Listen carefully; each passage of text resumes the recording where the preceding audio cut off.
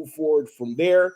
And we have ourselves the Falcons at the Lions. And the Falcons coming here as a 3.5 point dog, as an undefeated team. Also over under a 45.5. And before I get into my actual breakdown of this game, Bijan Robinson is an absolute stud. And the way that he runs that ball, boy, oh boy, oh boy. That I haven't seen a guy really run the ball that well in a while, like in a very, very long time. And he doesn't look Since that big since since since go ahead. I don't know. he they had that one clip on social media with the cut, and the other cut, and he broke two ankles. He's a bigger version of Barry Sanders almost. I mean, that video alone, it was just, he's not as quick and agile. My point is he's got let me see. We'll go back to Texas. He's got some Ricky Williams in him. He's got some Earl Campbell in him, but his movement, his fluidity is sickening. And that's only 2 games into the NFL season as a rookie. Yeah. And it's just it's incredible to watch. It's incredible to see, and it's a lot of fun. He's a great weapon for Atlanta. Atlanta has now pretty much found themselves a guy, and that's absolutely incredible for that team. And Bijan Robinson right now will probably be a lot of people's offensive rookie of the year, no doubt about it.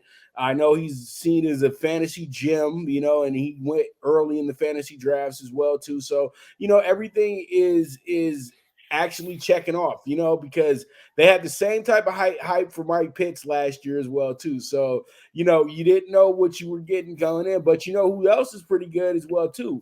This kid Jameer Gibbs is playing very well too. And Jameer Gibbs, he didn't get a lot of reps when it came to running the ball, but he was pretty good in the passing game, and I think that's going to be a plus for that's going to be a big plus for Jared Goff. So, Jared Goff had a week last week where it was a little, you know, left to be desired, but you still say, you know what, you did your absolute best to get your team back into that game. You guys almost won the game, and you guys just lost to a hungrier team. Seattle had to make up for getting absolutely crushed by a team that was not expected to crush them like that. So they had to make up for it. And I think really what happened to the Lions is that the jitters of your home crowd caught up with you again. It just seems that in their home openers, they get a little bit too overexcited, and they always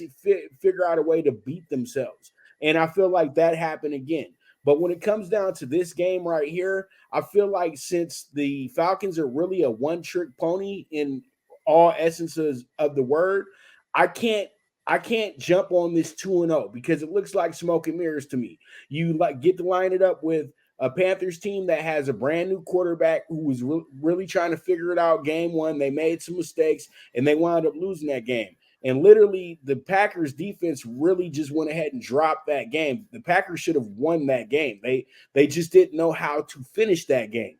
So, Atlanta gets two great wins for surviving the games. And the first game, that was kind of like they were already the favorite in that one, and they're going against a team that's trying to figure themselves out. And then once again, week two, you're going against a team trying to figure themselves out. And in reality, Atlanta's trying to figure themselves out, but they got good structure. They got a good game manager. But that's not going to be enough coming up Sunday. I just feel like Detroit's going to be too good for them come Sunday, and they'll right that wrong of not winning their home opener. I'm taking the Lions with the minus 190.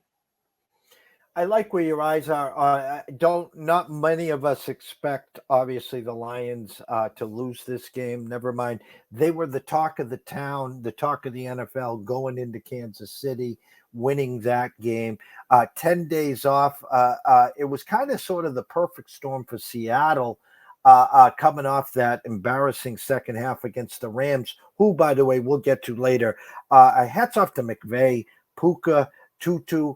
It looks like they're engaged, and if it wasn't for that third quarter turnover, that game might have ended differently. But my point here is, I bought the hook.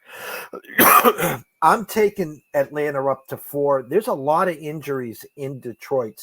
St. Brown questionable. Montgomery out. They took a couple other hits on the defensive side. They lost one of their best cornerbacks. I think if Ritter can come in and not make mistakes, be a good game manager. They got Drake London off at least last week versus Goose Egg.